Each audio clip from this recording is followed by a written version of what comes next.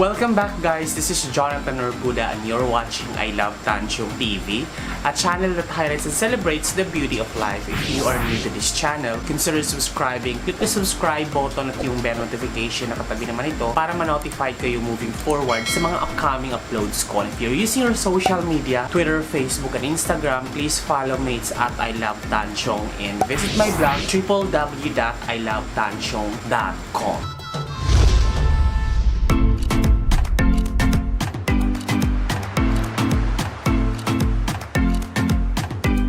Today's vlog, ito na po yung pinakaantay natin at na-mention ko po to nung last vlog episode ko na dumating na ang ating multi-cooker na Kiowa ang brand na I ordered it from Lazada.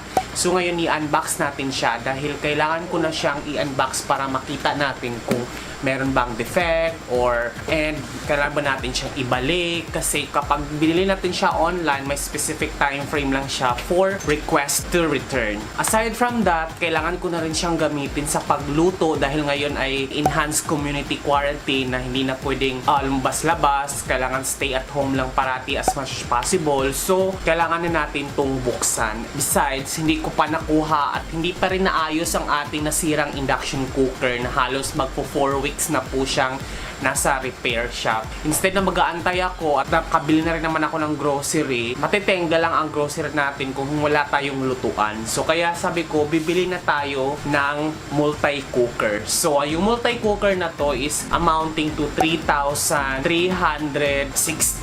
including delivery fee and I got it from Lazada. So if you would like, I'll put the link down the description below kung gusto niyo siyang bilhin para hindi na kayo mahirapang pang maghanap. Pero sana goodbye ito ngayon dahil ayoko na po pumunta sa LBC para mag-return like nung nauna kong nabiling induction cooker na sa online din na kailangan pang i-return. So sobrang hassle. Huwag naman sana tayo ma-disappoint dito sa ating bagong binili. So medyo ano naman siya, secure dahil may naka-bubble wrap siya. So nandahanin na lang natin siyang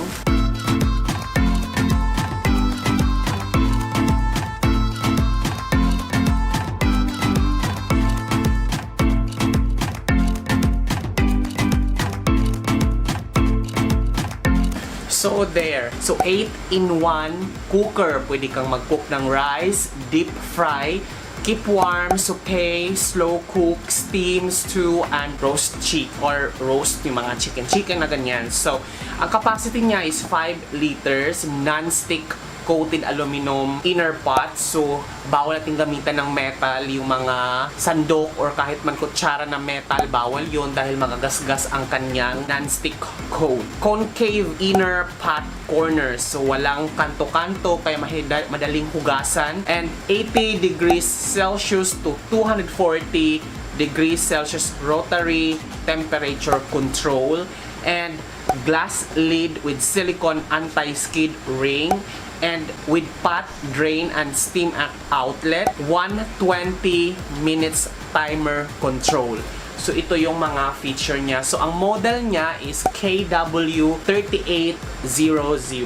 Ang pinaka-feature pa niya is space saver. And this is perfect for small condominium unit just like I'm currently living at. At meron pa siyang complete accessories. Medyo kamahalan nga lang talaga dahil 3,000 plus pero ayos lang naman. So meron tayong sales invoice. On the top, makikita agad natin yung kanyang mga accessories. Nakabalot pa. So we have yung mga ganito. Ayan. 10 amps, 250 volts. And i-remove natin. Ilang weeks na akong hindi nagluluto. Oh, pag binuksan siya, ang ganda. Maganda siya. Glossy siya. Glossy, ang ganda. Perfect siya. Para siyang sa, air fryer. Combination of black and red. Tapos ito yung takip niya. Glass at saka merong rubber coated sa gilid. Kaya hindi siguro talaga lumalabas yung usok dito, no? At ang daming accessories. May pang ganito pa grill. Tapos may manual.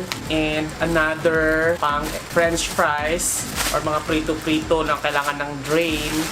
Ayan, meron siyang drain basket. I think this one is para dito or I don't know how to use this. And meron pa rin isa. Ayan. Natakot lang ako dito dahil metal. So baka magasgas yung coat. Yan kasi metal siya. Tapos may nakalagay dito, warning. Please remove. Tanggalin natin siya. Kasi meron daw styrofoam dito sa ilalim. Ayun, meron ng styrofoam. Baka masunog.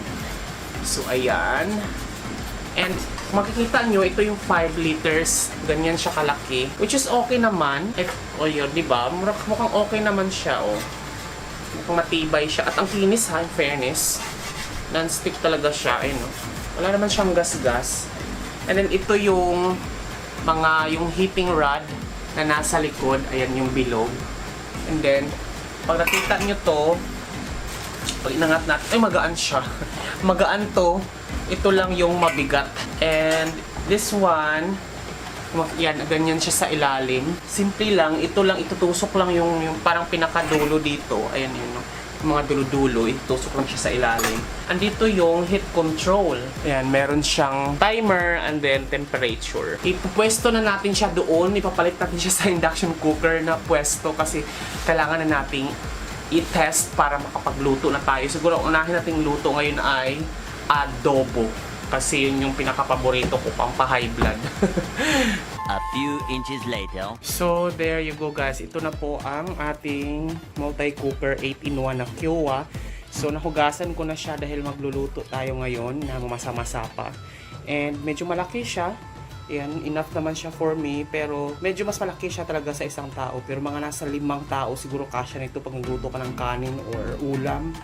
So, square siya and curve corner. Madali lang hugasan. So, in fairness lang talaga, pag hinugasan ko, malaki lang talaga siya, no?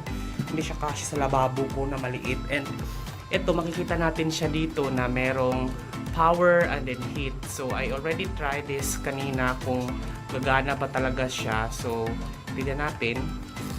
You know, mag-iinit na siya. And then, kapag i-increase natin yung init, mag-heat siya. So, from 80 to 240 degrees Celsius ang ating temperature. And then we have timer na from 10 minutes to 120 minutes yung kanyang timer. Pwede natin siyang i-manual off. And then ito yung mga kaya niyang gawin. Cook rice, deep fry, keep warm, roast, and we also have saute, slow cook, steam, and stew. So, multi talaga siya, multi-functional cooker talaga siya, no? So, yun nga lang, maganda to kasi hindi mo na kailangan ng kaldero pa o ng induction cooker. So, yung mga kaldero at gamit ko na sa ilalim na nakatago na siya kasi alam kong hindi na siya magagamit for now dahil hindi na induction cooker ang gagamitin natin for the meantime dahil hindi pa nga naayos. So yan guys, naglagay na tayo ng mantika. Nakapagtadtad na tayo ng bawang at sibuyas.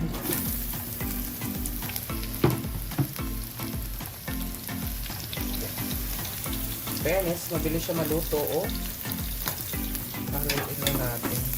Dinefrost ko na ang ating baboy. Kanina pa to, na-defrost. Tingnan natin kung ano ang itsura nung na-defrost. Ay, ang init. Then, isa lang na natin to baboy. Kaya nasalang na natin ang ating baboy.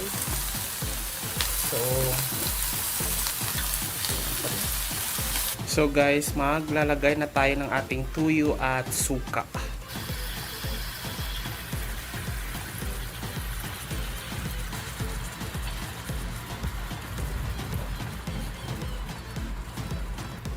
Tuyo.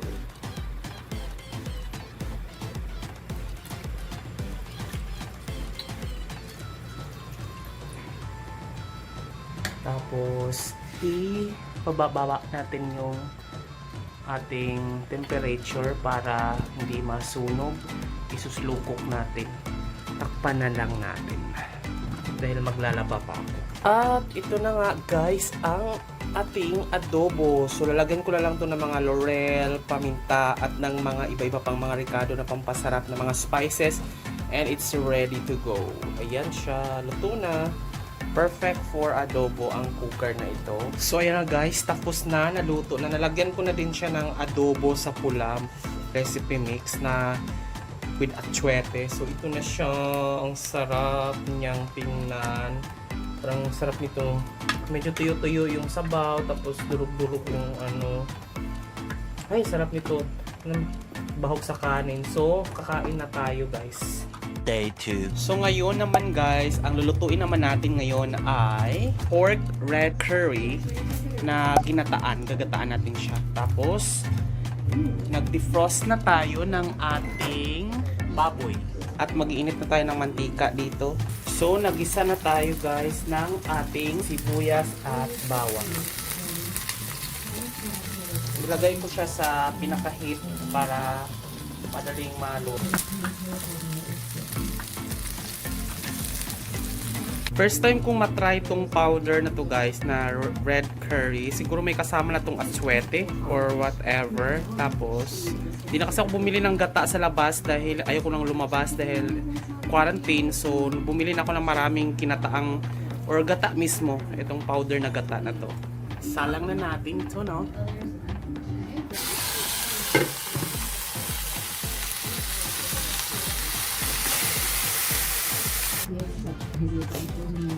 Yan guys, nilagay ko na ang curry powder at saka yung gata. So papakuluan na lang natin siya. So ayan na siya guys. Antayin ko na lang siya na maluto. Tinimplahan ko na to ng all seasoning. Nilagyan ko na rin to ng paminta. Nilagyan ko na rin to ng basil leaves and konting turmeric at curry powder na konti kasi may curry powder na rin naman to eh. So ang bangunan niya, hindi ko nalalagyan to ng mga gulay-gulay, pure pork lang kasi hindi ako nakabili ng gulay. So antay na lang natin to patuyo ng konti para maging creamy na siya. Day 3. So ngayon naman guys, tayo ay magsisigang. So meron tayong 150 pesos na baboy, tapos meron tayong sitaw, meron tayong kangkong at nainit na natin to. Lalagyan na lang natin siya ng tubig para papakuluan natin yung ating baboy para matanggal yung lansa at yung scum kung tawagin, yung dumi ng baboy. So nagsisigang tayo ngayon at nakapaghiwa na rin tayo ng okra. So 2 minutes pa lang guys. Nilagay ko siya sa todo na heat. Ayan, 240 degrees Celsius na boiling point niya. Ayan, just for 2 minutes, sobrang bilis na ng kulo niya. Tapos may mga scum or mga dumi na siyang lumulutang. So, papatayin na natin siya para ayan, para tanggalin natin yung sabaw. Ito yung mahirap sa cooker na to dahil unlike doon sa induction cooker, dahil pag halimbawa hahain, i-ano ko to, lilipat ko so at itatapon yung sabaw, tatanggalin ko to. Sobrang hassle niya. Unlike kung kaldero siya, itatapon mo lang agad. So, yun, sobrang bigat pa naman itong kasirola na to. Well, anyway, tanggalin muna natin. So, nagisa na tayo ng sibuyas bawang. Lagay na natin yung kamatis.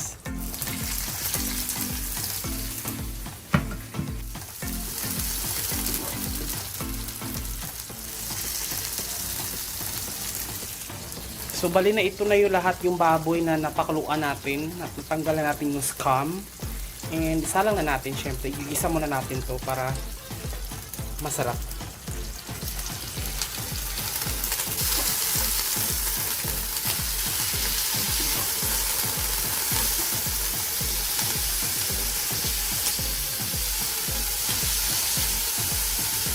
So nagisa na natin siya ng bonggang-bongga.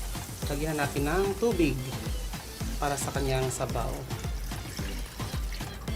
There. Then simmer lang natin siya hanggang maluto ang kanyang karne.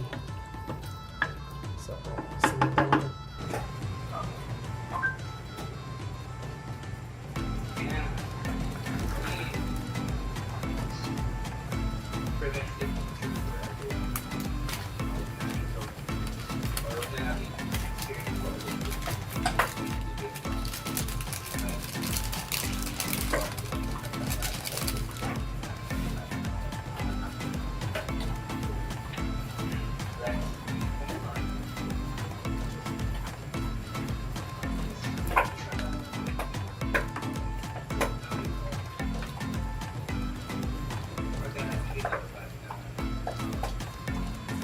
Okay, luto na siya. So, nalagyan lang muna natin siya dyan para maluto talaga.